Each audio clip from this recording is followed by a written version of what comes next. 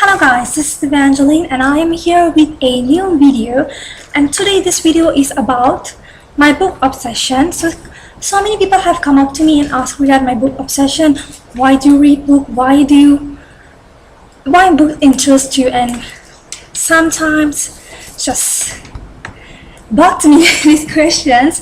So I decided to just talk about my book passions and book obsessions, things like that. So if you're curious about my book obsession, this is the video you should watch. So I suggest buckle up, grab a popcorn, because this is going to be a long video full of my experience and certain facts regards my book related things.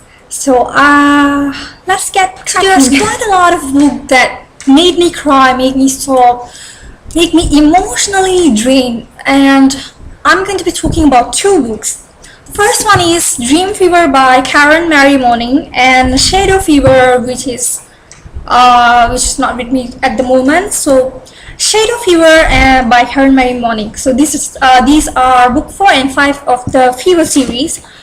I'm not going into the detail of this story, but I'm going to be talking about the ending of Dream Fever. The last chapter, the last page, literally break me up. I'll tell you why. The book at couple of chapter at the ending of this book, there's been a scene with a bull which been helping Max, the main character. It's been sort of taking care of her, and there's one scene that required Max saving the person she cared about from that bull. The bull was attacking him, and she kind of had to kill the bull in order to save that person. And when she killed the bull sort of transformed into a person she completely cared about and loved, and the identity wasn't revealed in that particular last page. I was really bugged about that. I'll just read the last two lines if you like. No, I screamed. I thought I lost everything. I hadn't. I stared at the person who lay dead on the floor of the forest, the person I had killed. Now I lost everything. How can you not pick up the next book when you had a cliffhanger like this? So that's what I did. Shadow Fever, and by the time I done with the first chapter, I was like a sobbing mess, because obviously the identity of the dead guy was revealed. It took me 1 hour to finish one chapter because I keep repeating, I keep going back to the lines, keep going back to the starting and keep reading it over and over again because it's so heart-wrenching. I was sobbing and my eyes were puffy and my nose were red. I was a complete mess because the person she killed was Jericho Barnes. He's one of the main characters, and I can't believe she killed him. I'm not going to tell you how it ended because I have gone through that. So if you will be reading that, you have to go through that also. I'm not going to tell you the spoilers and how it ends. So sorry guys, sorry. The next book that completely messed me up is Cassandra Clare's Clockwork Princess. I was a complete mess after reading this book, and not just because of the ending, but every one of the chapters have made me shed tears, and I was heartbroken because this is the last book in this trilogy, and I liked it. Any book that has a love triangle, I could literally pick a team. I literally could pick a guy. But in this series, Clockwork, the Infinite Devices, there's Clockwork Prince, Clockwork Princess. The first one is Clockwork Angel.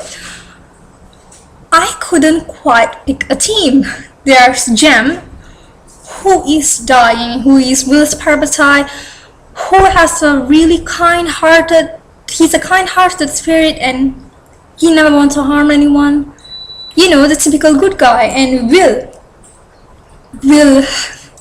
he thought he was cursed he thought it was cursed that anyone who loves him will perish, will die. So he kind of pulled back himself from caring about others, and I've heard many people who care about him, so they wouldn't continue to care about him. And when he found out that he wasn't actually cursed, that a demon literally tricked him, and as soon as he found out that, he went to tell Tessa that she loves her and things that been going on with this curse, a non-existent curse. And he finds out that Tessa is engaged to Jim. That's how the second book, Clockwork Prince, ended. So this journey in Clockwork Angel is really heart-wrenching, because Jim had no idea his best friend, his Parvati, is his soul brother, is in love with his fiancée, and Tessa and Will doesn't want to hurt Jem because he deserves happiness, and Jem is already dying, and they doesn't want to hurt him even more. And there's a scene that Will is sacrificing a lot for the sake of Jem. It's just heart-wrenching, because it's not a tragic novel, but it's tragic yet happy, and so many characters have died in this book, and one of them is the main character. Oh dear Lord. I can't quite give up on this book. I will pick it up probably next month again to read this whole series. I know it's going to making me a sobbing mess once again, but I am, call me masochistic. I will read it even though I know it's going to be bittersweet, because the series have ended, so there's no possibility that there's going to be another book in this series. This is a book that I could never give up, and I would, if there's a possibility, I would totally give this book to my next generation, if you know what I mean. There's a possibility for next generation. Yeah, and this is something that I would totally buy hardcovers. This all the books from this particular series are paperback, and I would completely get a hardcover because I want to ensure that they're in perfect condition. And as you know me, I'm going to be reading like a zillion time for the rest of my existence, and it's going to be fragile and falling over, so I thought to get a hardcover soon to ensure. The books that I normally read is fantasy and paranormal, and that is because normally extraordinary things intrigue me, and I just don't like to read normal things that you could see in your daily life. And fantasy, paranormal, I picked that genre because it's just something that you don't come across in your daily life, and it's fabulous. And the fantasy creatures that completely intrigue me is angels, because they're fabulous and I love them, and demons, werewolves, vampires, warlocks, and also in the paranormal side I like the necromancing kind of stuff, awaken the dead, so that's kind of cool. 14 challenge. This year I would like to read 100 books. I've challenged myself to read 100 books. So in the past year I don't think I have read 100 books.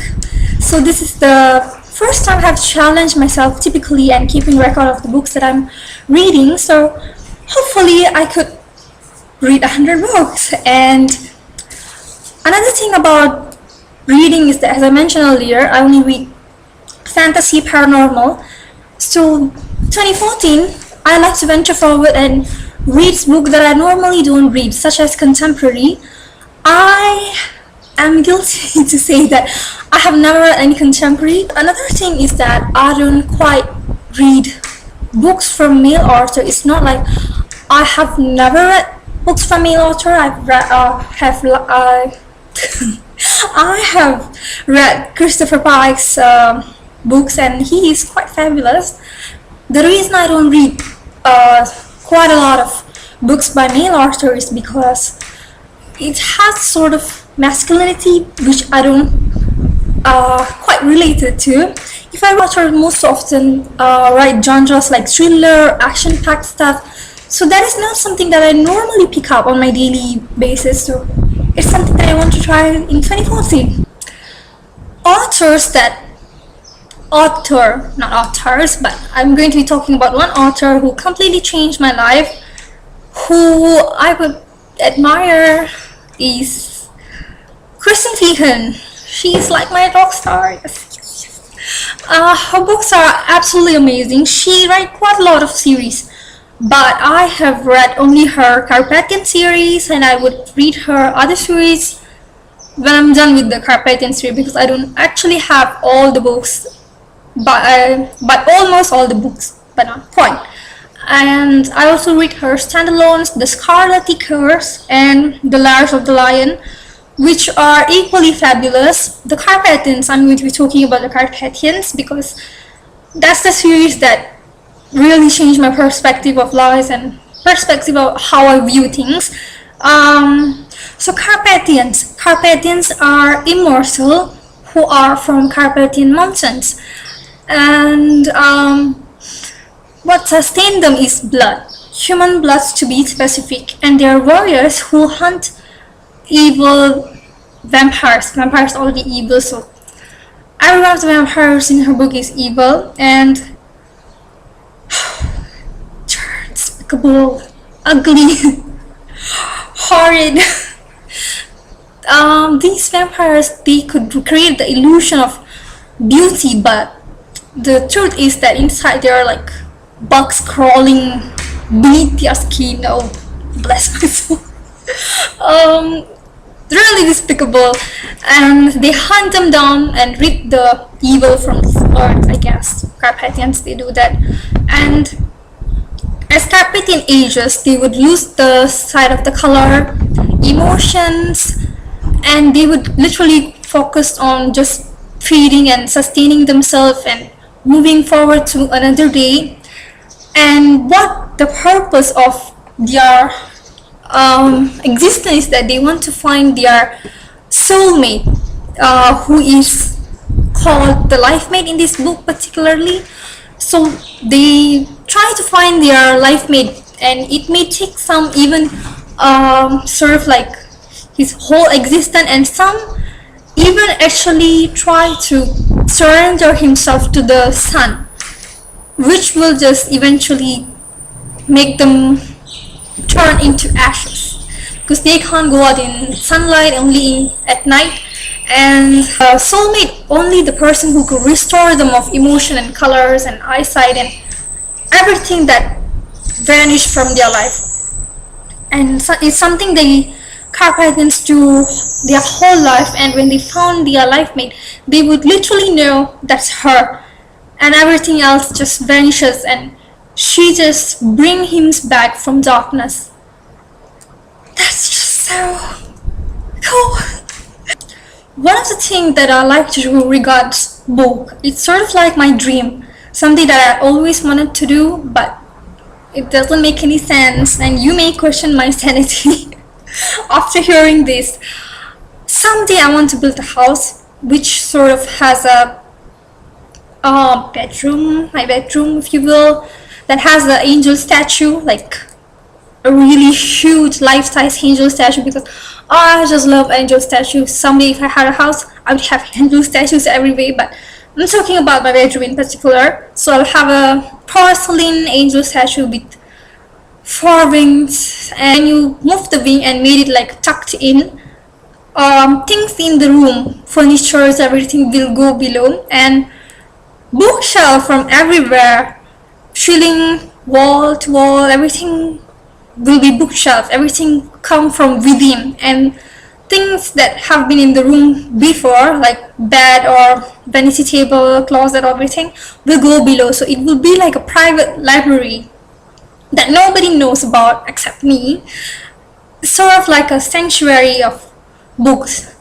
And I like to build it someday. It sort of sounds like a James Bond cliche dream, but it's something that I like to do. I don't know if it's going to happen, but you never know. One of the things that I always pull back from doing is that lending my books to my friends or anyone.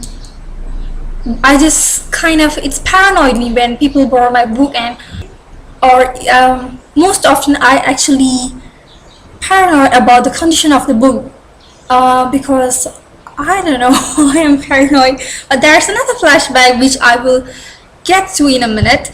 The thing is that I normally worry if they do dog ear the pages. So even sometimes I've considered giving my friends a bookmark so they don't dog ear my books. But another thing about book lending is that in 2014 I have promised myself I do not want to borrow my books to others. So if you were intending to borrow my books, I'm sorry, love, I can't do that.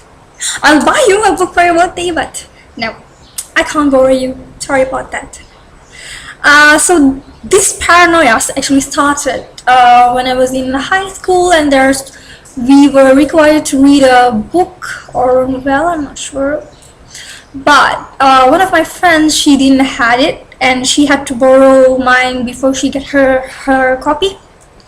And when I get the book back from her, it wasn't in the same condition as I gave it to her. Normally I actually write in the inside of the back of the cover, and she actually erased it in the most ugliest, outrageous way, and it literally breaks my heart. I was near tears because I actually love my books. No matter what kind of book, I just have so much respect and love for my books. When I saw that it was kind of ruined in the most ugliest way, I was completely heartbroken, and I didn't want to borrow my books to others.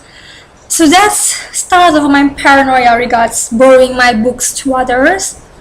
So if it's possible, by God's grace, I would like my, bambinos to read the infernal devices. I might even read to them, depends, but I'm not going to force the possible bambinos to read, just like my dad. He didn't force me, but I was intrigued by when I see him reading. So I'm not going to force them. I would just read to them. If they're interested, I would buy them and let them venture forward in their own time. So it's something that I would do, but not now or not anytime soon. I'm still young. What am I talking about? Did I mention I write books?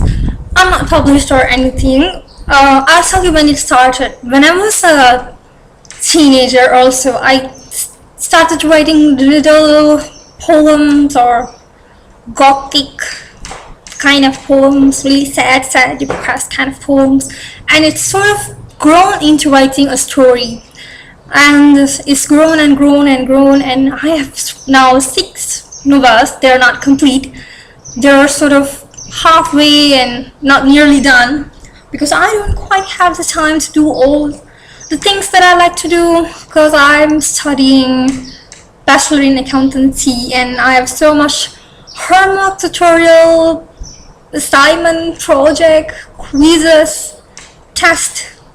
So typically weekend is the time that I like to write, and I normally write about all of my 6 novels, which is not finished.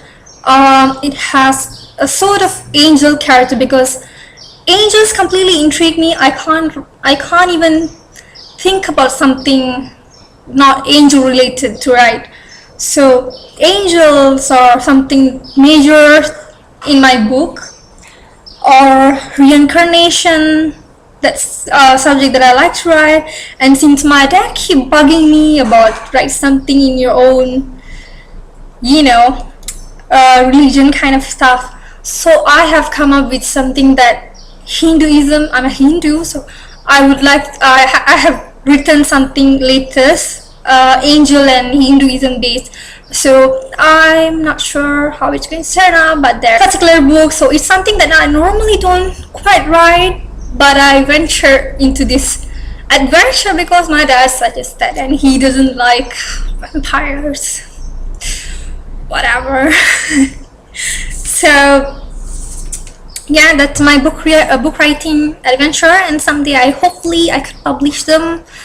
Yeah, when I was an early teenager, 13, 14, I have come across my dad's Mahabharatam. It's a Sanskrit epic of ancient India. Normally, I don't think teenagers quite read this book because it's a spiritual based book. It has quite a lot of I don't know, saying or pathway you should lead in your life, and these things are said by Lord Krishna, and it's not something that teenagers usually read. It's more of an adult because it tells you what you should be in your life, what you should do in your life. So it's not something that a typical teenager would read, and I read it because it intrigued me. The cover it had a good cover, so it intrigued me, and I read it, and as soon as I read it, my dad questioned me, and I managed to give him fabulous answer, I suppose, because he gave me 300 ringgit. So when I was a teenager, an early teenager, and I had 300 ringgit, what could I possibly do with that amount of money? So that quite intrigued me and sort of pushed me in the path to read more books. So obviously I bought books with that money, and it's cool, I guess, and I managed to read more of his book. My dad's books are more spiritual or self-awareness and meditate, yoga, chakra kind of things that normally not a youngster would read, I guess. So I might read them in the near future, but not today, when I'm more older or when I'm on the 40s. Dear God, 40. I'm not gonna think about that, but I will eventually read it. There was this time when one of my relatives came up and he asked for my dad's book. Can I have it? It's not like anyone going to read your book after this.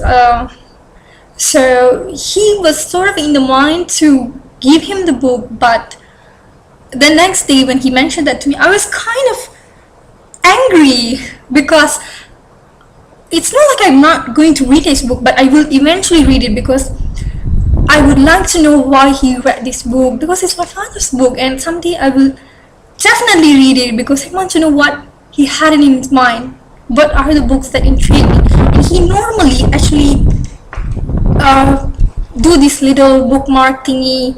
He writes something that he likes, or in the particular book, I know it's sort of not good for, book lovers, they don't like to write on books, but my dad normally highlights things, not using the highlighter pen thingy, but he normally just put a little mark on the particular paragraph if he liked it. So I actually like to see what he liked in the near future. So even though they're completely out of my element, spiritual things, but someday I'll read it. Yeah, male characters that intrigue me, that fascinate me is the Carpathian series by Kirsten Feehan. These characters, they're powerful warriors. They're so strong, they could literally turn you into ashes, but not quite, I'm just exaggerating. But they are so, delicate and fragile when it comes to their life mate. It's a part of them that normally others can't see except their life mate. Even BDB, Black Dagger Brotherhood by J.R. Watt, whom I thought was a man. That's why I didn't buy J.R. Watt long ago, because I thought it was a book by male author. When I found out it was female author and I saw the quotes in Goodreads, which is out of this world, I bought them. So that's a flashback. So moving on. So Charlene Canyon's Dog Hunter, Dream Hunter, those series, they're really awesome. So character from that also I absolutely admire. They're strong, but when it comes to their life mate, they are so weak. So it's a part of them that normally others can't see except it, but their life mate just bring out this character that really intrigued me. These huge 6-7 foot men could just be weak when it's come to his life mate, and so possessive, possessive and protective. That's the characters in a character that I like. Yeah. So there you go. That's it, guys. Thank you for watching. Give it a thumbs up if you liked it. Don't dislike it. Come on, man. Come on. So yeah. Thank you, and I'll see you next time with a new book haul or book reviews. See you guys next time. This is Evangeline from Malaysia. Malaysia. I am getting distracted by my earrings because they're pretty.